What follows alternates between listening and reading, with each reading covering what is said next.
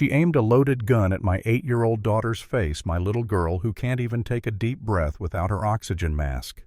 I've kicked down doors on SWAT raids. I've stared into the eyes of violent criminals, but nothing, absolutely nothing, prepared me for the moment. A neighbor decided my disabled child was too scary to exist. That was the moment I swore, no matter how much it cost me, I would make her pay. My name is Sarah Mitchell. 15 years as a SWAT officer, I've trained for chaos, lived in adrenaline, seen the worst sides of humanity. I thought I'd earned a quiet life when we moved into Maplewood Estates, a neighborhood straight out of a glossy magazine, green lawns, bicycles on sidewalks, the smell of fresh paint and overwatered roses. My daughter Emma was thrilled. She was born premature, her lungs never fully developed, so the oxygen concentrator strapped to her little back is her lifeline.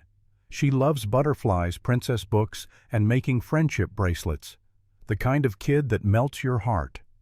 I wanted this move to be the beginning of peace for her. It took 3 days for that illusion to shatter. I was unpacking boxes in the garage when Emma shuffled in her face, pale, clutching her oxygen tubes like they might vanish.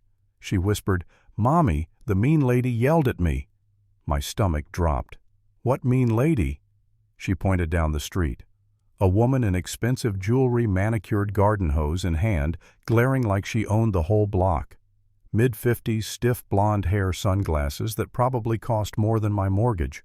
I held Emma's hand and walked over, keeping my SWAT calm locked in place. "Hi, I'm Sarah. We just moved in." She didn't smile. She didn't even nod. She looked at Emma, then wrinkled her nose like my baby was rotting garbage. "I know who you are, and I know what that is." She pointed at Emma's mask. "That is my daughter. She has a medical condition. She's frightening those neighborhood children," the woman snapped, walking around with tubes in her face. "This is a family community. We have standards. Keep her inside or at least out of sight." My jaw clenched so tight I thought my teeth would crack. Emma's little hand squeezed mine, trembling. I forced my voice low and steady. "My daughter has every right to breathe air in public. If you have a problem with that, take it up with the police." That's when she smiled, a tight, cold smile that told me she thought she held all the power. "I'm Patricia Holbrook, HOA president. I'll have you removed. I'll make your life miserable." And then she turned her back, just like that. From that moment, everything spiraled. Letters from the HOA appeared in my mailbox, typed in stiff legal language. Emma's equipment was unsightly. Fines threatened if she was seen outside. Neighbors stopped waving. Kids stopped playing with her. I'd catch parents yanking their children back inside if Emma even stepped onto the sidewalk. My little girl, who used to draw butterflies with chalk on the driveway, started sitting in her room staring at the floor. I held her at night, the soft hum of her oxygen machine filling the silence, and promised her I would protect her. But I couldn't protect her from whispers, from cold stares, from the cruelty dripping off every letterhead signed HOA. And then came the night everything exploded. I was at the precinct mid-briefing when my phone rang. My mother's voice was raw panic. "Sarah, you need to come home right now." She pulled a gun on Emma. My heart stopped. I don't remember leaving the building. I don't remember running red lights.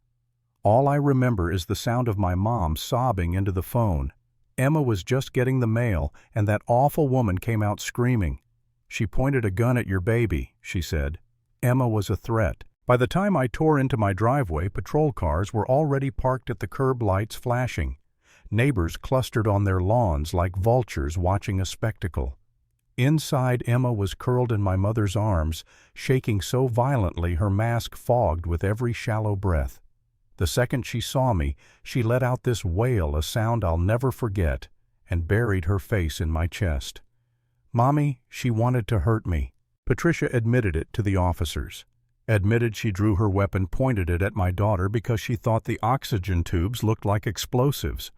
I swear I have faced drug lords with AK-47s, but I have never felt rage like that moment. They cuffed her. Assault with a deadly weapon, reckless endangerment of a child.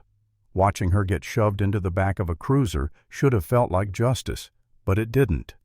Because my daughter still sat there trembling, whispering over and over, "Why did she want to shoot me? Mommy, what did I do wrong?" And I had no answer. Days blurred together. News vans swarmed the street. microphones shoved in my face. Some people called Patricia a monster, but others said she had a right to be afraid. They actually defended her. Emma saw one of those broadcasts. She touched her mask with her tiny fingers and asked, "Do I look scary?" That nearly broke me. I started to wonder if I was making it worse by fighting back. Maybe we should just pack up and leave. Maybe hiding was safer. For the first time in my life, I doubted myself.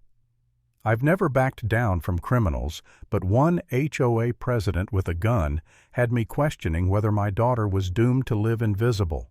Then came the turning point. The district attorney's office called me in. Prosecutor Jessica Chin sat across from me and said, "We're going after maximum charges, but you need to understand Patricia's rich connected, she'll play the frightened homeowner card." I looked her dead in the eye. I know a real threat when I see one. My daughter isn't one. If Patricia can't tell the difference between an oxygen mask and a weapon, then she has no business owning a gun. I'll do whatever it takes. At the same time, Emma's therapist, Dr. Martinez, was preparing her for the possibility of testifying. I wanted to shield her, but Emma surprised me. She said, "I want to tell them what she did. Maybe then she won't hurt other kids." My 8-year-old had more courage than half the adults in that courtroom. And if she could stand up, how could I even think of quitting? The trial began on a gray November morning. The courthouse was packed, reporters, neighbors, strangers waiting for a spectacle. I sat in the front row in uniform, my mother gripping my hand so hard our knuckles turned white. The prosecution laid everything out. Photos of Emma's medical gear, letters from the HOA dripping with cruelty, officers testifying about Patricia's confession. Then it was my turn. I told the jury about Emma's birth 6 weeks premature, her tiny lungs fighting for every breath. I told them about nights in the NICU, about learning to use the oxygen concentrator, about Emma's smile when she drew butterflies, even while tethered to tubes. And then I told them how Patricia had looked at her like she was less than human. I felt my voice break when I said, an 8-year-old lost her innocence because one woman decided medical equipment was more frightening than a child's humanity. And then Emma took the stand. She looked so small, sitting in that giant chair with her oxygen tank beside her. The prosecutor leaned down gentle. "Emma, can you tell us what happened that day?" Emma's voice was soft but clear. "I went to get the mail. The mean lady came out. She yelled that I looked bad, that people didn't want to see me. Then she pulled a gun. I thought she was going to shoot me. I thought I was going to die." Silence. You could hear a pin drop. Then her little voice cracked. "I didn't do anything wrong. I just wanted to get the mail." Even the court officers were wiping their eyes. The defense tried to spin it. They called experts who claimed medical gear might confuse someone. But under cross-examination, they admitted no, it doesn't look like a weapon. A reasonable person could tell the difference. And then Patricia took the stand. Her lawyer tried to paint her as a sweet grandmother, church volunteer, model neighbor. But the prosecutor went in for the kill. "Mrs. Holbrook, you wrote letters demanding the Mitchell family keep their daughter indoors." "Correct." Patricia shifted in her seat. "Yes." "Why?" She was disturbing to look at. "The neighborhood has standards. Standards that exclude disabled children." "That's not what I meant." The prosecutor slammed the letters onto the desk. "You called her unsightly. You admitted you wanted her hidden. Did you ever once ask about her condition? Ever show concern?" "No." And on the day in question, Emma was at her own mailbox on her own property, doing nothing threatening. "Correct." Patricia's face turned red. She looked threatening. "All those tubes. She's 8 years old. With an oxygen mask. And you went straight to a loaded gun. That's your definition of protecting the neighborhood." Patricia blurted it out loud enough for every juror to hear. "It's not my fault she looks like that. She shouldn't have been out there." The courtroom erupted. Even her own attorney looked like she wanted to crawl under the desk. The judge had to bang the gavel just to regain order. But the damage was done. Patricia had admitted the truth. It wasn't fear. It was hate. The prosecutor's closing words seared into the air. "This case isn't about confusion.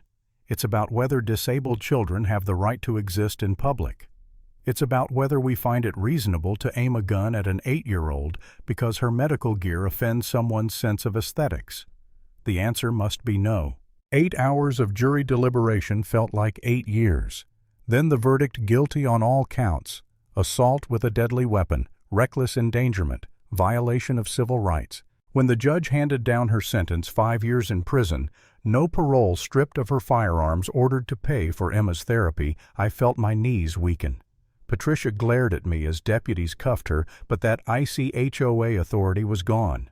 She wasn't a queen of Maplewood anymore. She was just another criminal being led away. And that's where my story ends, not in celebration, not in fireworks, but in the simple, undeniable truth that justice finally crushed her power. Sometimes the strongest weapon you can carry isn't a gun or a badge. It's the refusal to let hate dictate who gets to exist in this world.